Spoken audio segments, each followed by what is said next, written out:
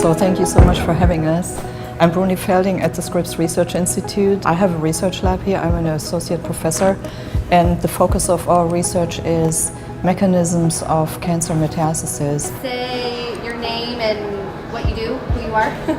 Sure, Deborah Scott. I'm a partner and chef with the Cone Restaurant Group. I'm Carrie Verbeck-Capich. I'm the Senior Vice President of Marketing at the San Diego Tourism Authority. I've been here for 17 years now, promoting San Diego. Hi, I'm Sarah LaBeouf. I'm a graduate student at the Scripps Research Institute. I'm Candace Ely. I'm the Director of Public Relations. I started out as a Public Relations Manager, and with Carrie's help and leadership, I have recently grown into the role of Director of Public Relations. I'm Jen Jones. I'm one of the sous chefs here at Costa Rica. Yeah, sure. Stop giggling. My dissertation has focused on understanding how changes to tumor cell metabolism affect breast cancer progression. The mentor-student relationship is like a family.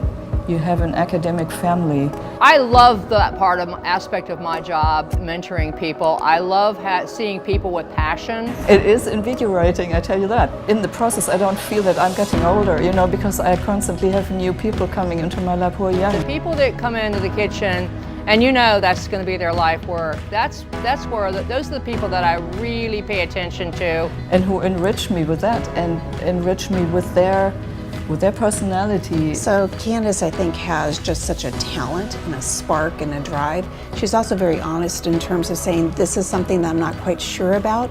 So she was very open and frank, and she's the type of person that you want to see succeed. When I first was promoted to be the Director of Public Relations, I think I spent a lot of time in Carrie's office saying, this is a little scary, I'm not entirely sure what I'm doing, and I've learned in my career that I am my own harshest critic. You're required, to be thinking more independently, to be coming up with ideas, and to really be creative in science. So it's important to set yourself up with a mentor that can really help you understand how you're going to need to do that and do that for yourself. And I told her, don't worry, I got your back, we'll make this happen. I'm asking you to do big things and hard things, but I know you can do it.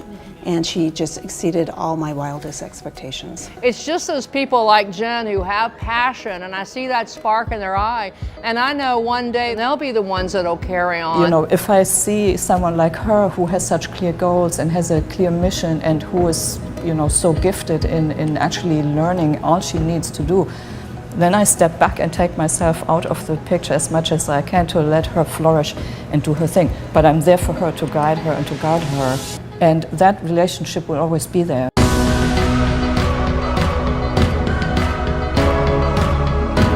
So having someone like Carrie to reassure me that I have the intelligence and the drive and the skills to go out and accomplish what I want to accomplish was just so valuable for me and really helped me in my first year. I think, if I hadn't had that level of support, I wouldn't have been nearly as successful.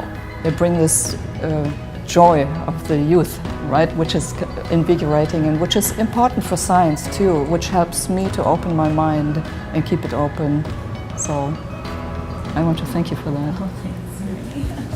I immerse myself in everything that I do. I always want to grow and develop in different ways as a chef and as a person. Every idea, every change, she has her heart and soul into it. And that's what I've always looked up to and was willing to follow along with it because she does care so much. So in other words, what we have established here during this time, I will always be here for her throughout her career as much as I can. So, that's very precious to me also as a mentor.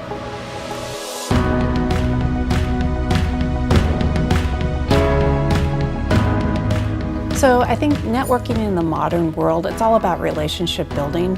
One of the nice things for us is our organization is very much part of the community, and so we're networking all the time. When I was just starting out in my career, I found the whole idea of networking to be incredibly scary and very artificial feeling. But I found through working with Carrie and observing her, and also just the culture here at San Diego Tourism Authority, is that networking really can come from a place of authenticity and a place of community. We have very active collaborations going on at the Institute already. However, the female faculty as a group came together about a year and a half ago, and we have really benefited so much from it. Part of our job is to be in San Diego and working with the people of San Diego. So I get the opportunity to work with a lot of great people. Most of my best friends are people that started out being customers, and now they're amazing friends. And I think it's because they invest in you, so in turn you want to invest in them. And I don't think that networking has to be a big thing or a hard thing. I think you just make it flow into your life and into the job that you do. And it's really an important part of the whole process of running a restaurant is the relationships that you build. So it's not so much about building the connections that are going to help you get to the next step. It's about building the connections that are going to help you get to where you want in your life, and you in turn help them get to where they want in their life. This female faculty group is not only a group to connect the individual projects and to work together and to collaborate, but also to solve problems together. And it really has become a support for all of us in this group, and I think we feel very much empowered by having, you know, this connection, because we found out that we are very, very efficient in communicating. And when you find something that's meaningful and there's a spark that's there, you continue to pursue and grow that spark. We have actually started events and have generated outreach to the community here in San Diego, which was unprecedented here, really. You go out into the community, you participate in events, you meet people, and that network kind of grows on its own that way. So for me, it's really about just continuing to pursue those connections that seem to happen as you go about doing your work. I think that you get your best feedback from your guests. I think they're the ones that really matter when it comes to what we're putting out. And I love building those relationships. So that's a very important part in our lives, and we address that as a kind of a female community outreach program. When I first started out in my career, I would have absolutely never thought to negotiate a salary. It just seemed terrifying. It didn't seem like something I had the right to do. And I absolutely have learned from Carrie that you need to be vocal for what you believe you deserve. Everyone always says, as a woman, you know, it's so much harder, or, you know, how did you make it with all the men in this institution, and how did that influence you? Well, for me, if you're a woman or a man, that should not be an excuse. I think a woman can do just as well as a man as a chef. I think that there's all kinds of excuses in your life. One of the things I think that I've seen for women is oftentimes we don't ask what our worth is. We don't know what our worth is. So when we go in to negotiate for a job, we're coming in asking for a job, but not saying this is what my value is. And regardless of gender, age, or whatnot, if you can do the job and you can excel at it, then the struggle should not matter. So you need to know your value, and you need to negotiate from that position of strength. In science, you are now moving into uncharted territory, in research I should say. There's no guarantee that you will succeed in your experiment. There's actually mostly setbacks. The big key for me is if you do something wrong and you don't learn from it, then there's the problem. Failure is going to happen. Not everything's going to go perfectly well and as you planned.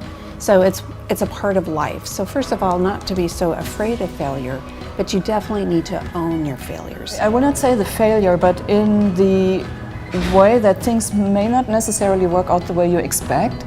You know, that is then your brain challenge also, to find out what is nature telling me here. There was a mailing that I had just completely messed up. So I was the executive sous chef. We were putting out a large banquet with barbecue chicken, and I pre-cooked the chicken and I didn't cook it long enough. And I remember being absolutely terrified to go and tell my boss that I had made this mistake. But at the end of the day, it was absolutely the right thing to do. And you know, for me, that was an embarrassing moment, but at the same time, I think it was an important moment because it made me stop and think about the consequences in this position. And I learned from that experience that that is absolutely the best tack to take. If you go in and you're direct and you're honest, you own that failure and you look for the solutions. That's showing that you're trying to think creatively to solve problems. And how I used it as a tool to learn from and also to share with other chefs that I've had through the years coming up. So it's never a failure, really. It sometimes is a technical challenge, sometimes it's a challenge that nature throws at you. And here comes, you know, your ingenuity, where you have to find a way to understand what you're seeing, or find a way to ask your question differently, and to be open, you know, for surprises.